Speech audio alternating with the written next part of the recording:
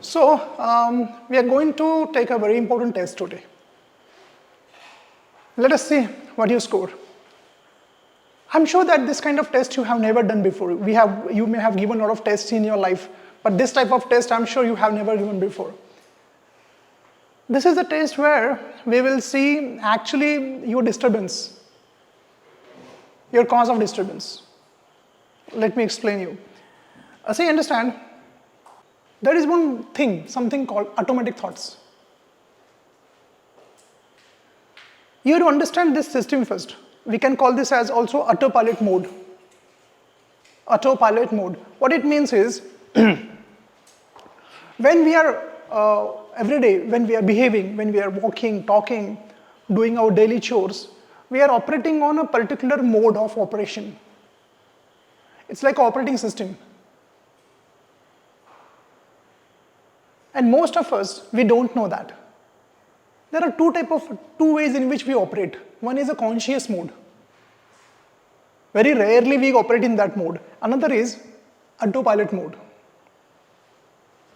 Autopilot mode means what? I'll explain you. Autopilot mode means most of the time we don't know, we are not aware of what's happening around us, but we are just operating like a robo.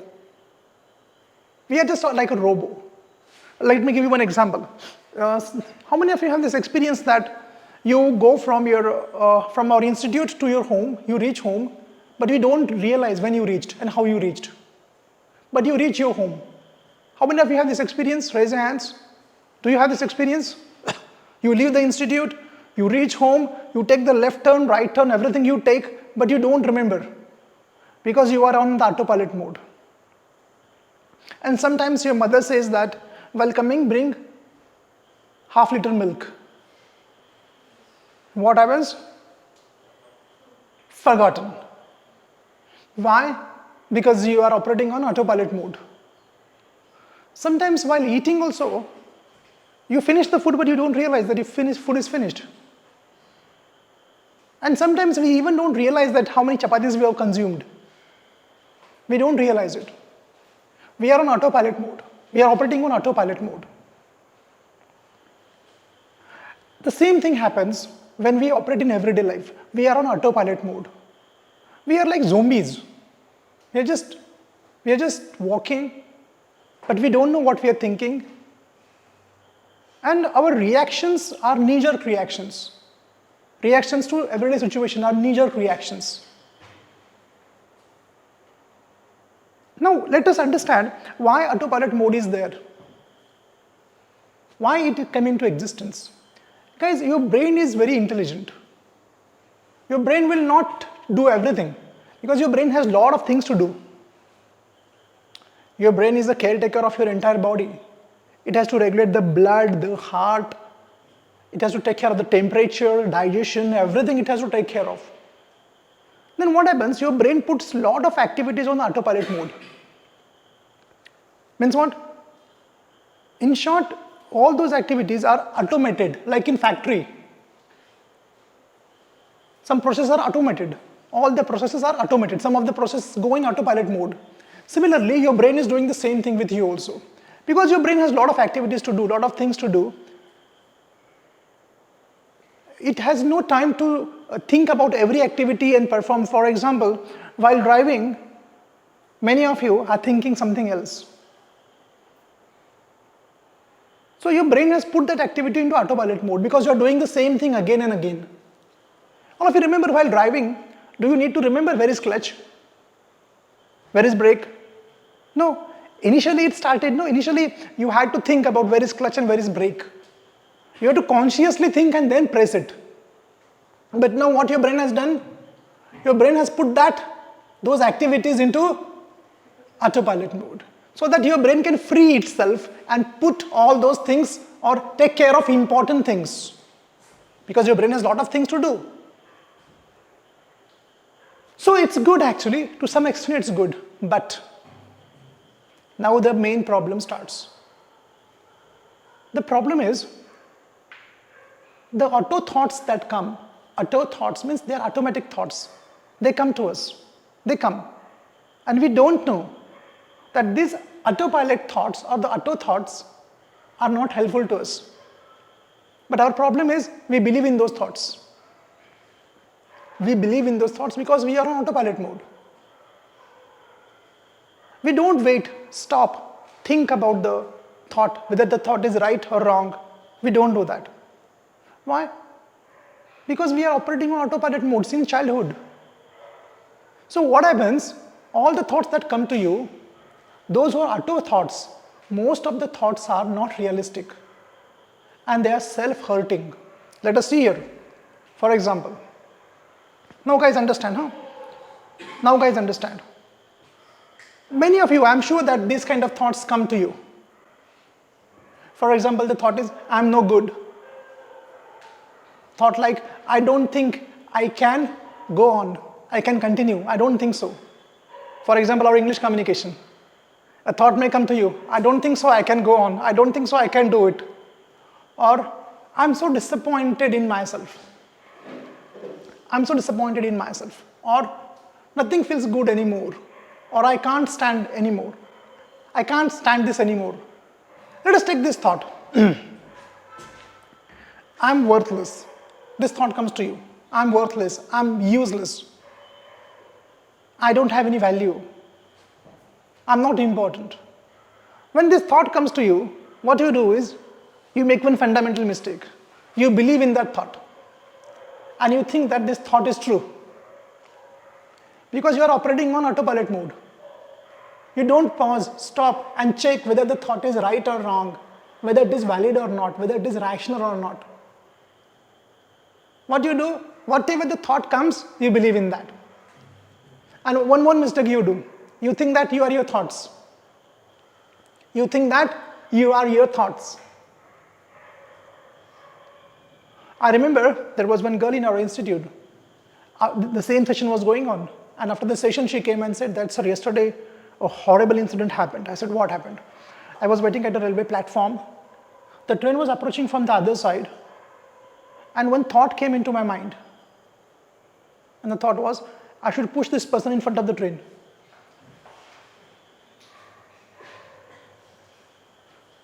And sir, how can I think in this way, sir?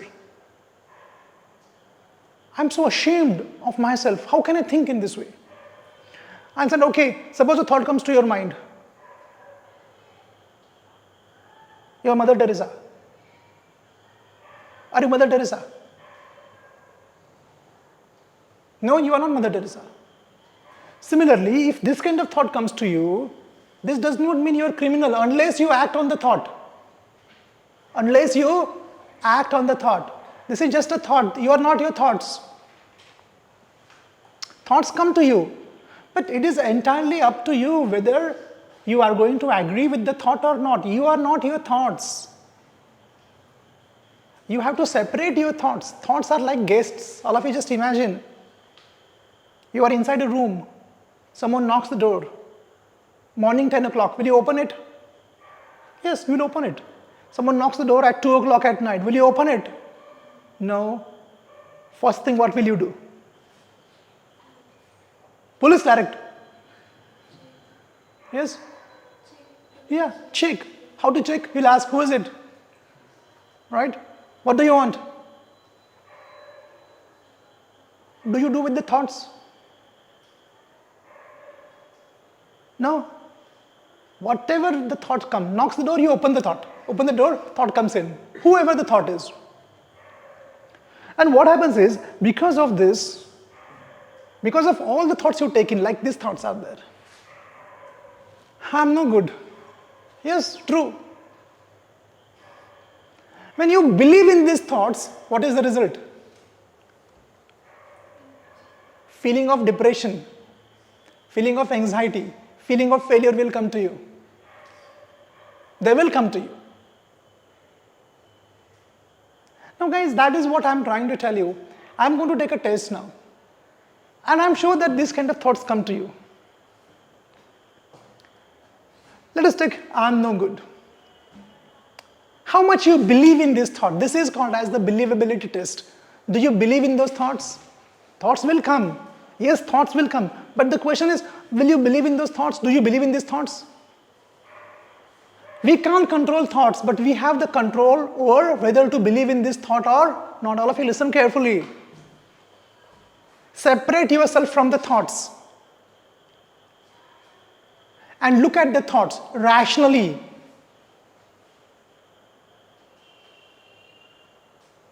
Suppose a thought comes in your mind at 1 o'clock at night, in the morning.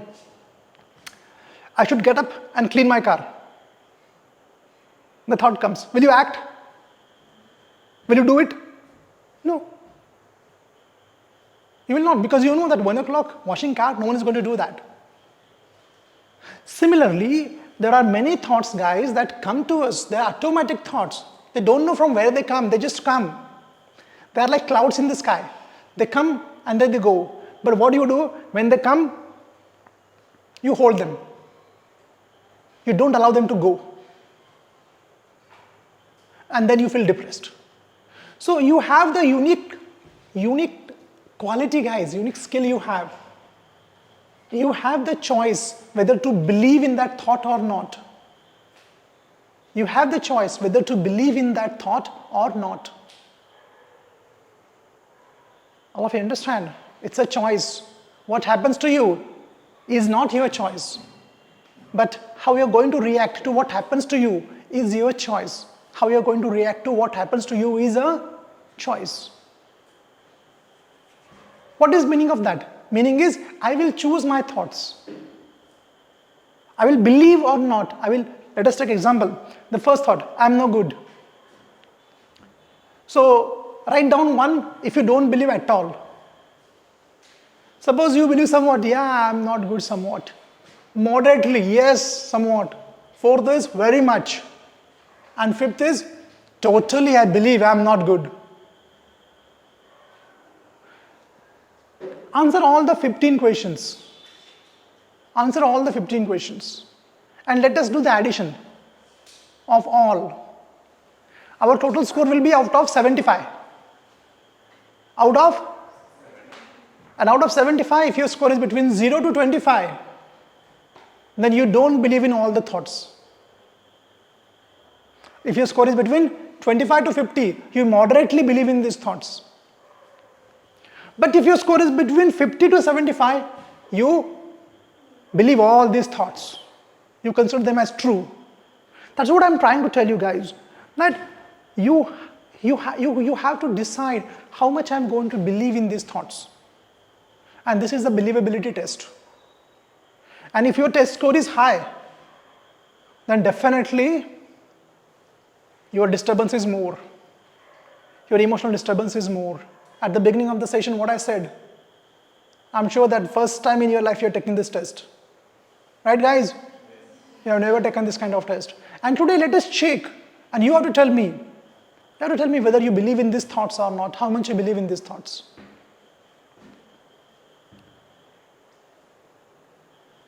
I repeat again, I want to say again.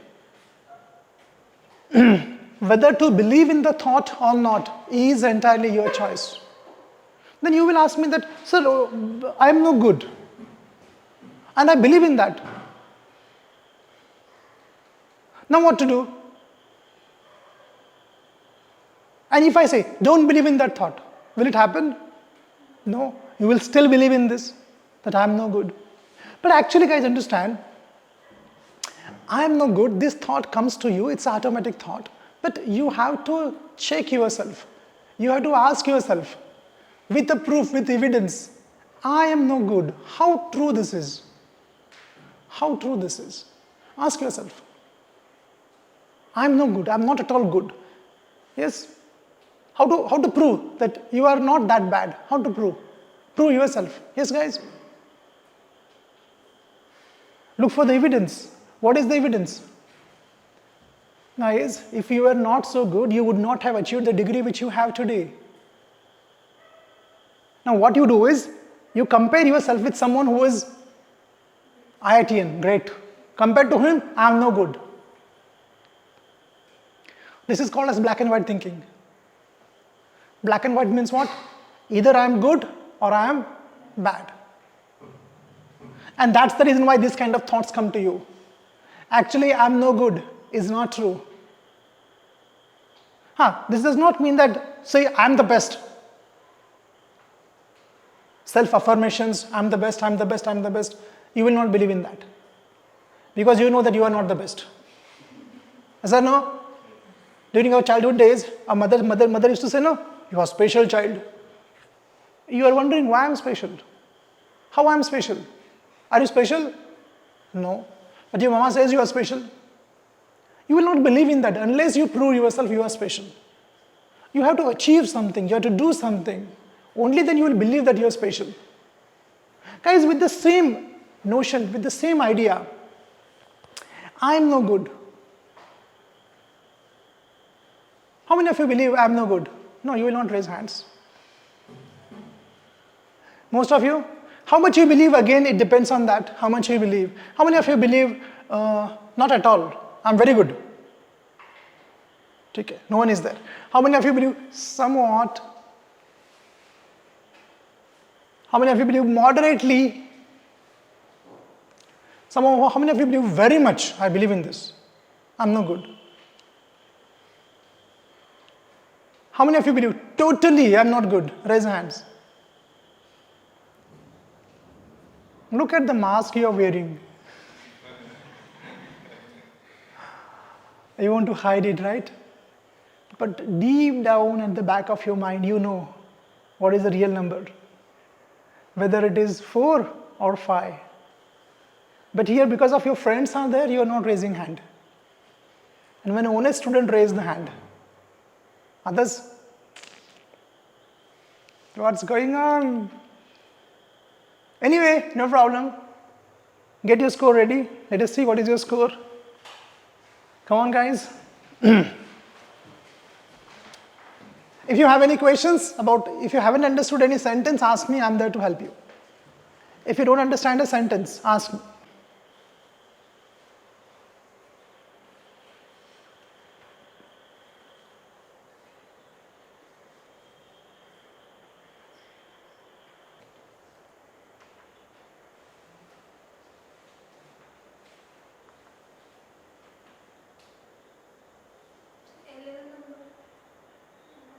Something has to change. Something about your life. In my life, something has to change. If I want a better life, something has to change.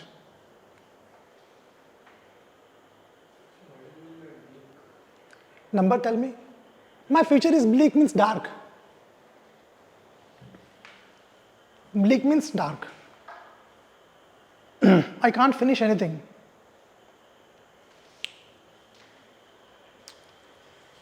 Done? Good. Do your total. Do the addition. What is the total? 26. Okay.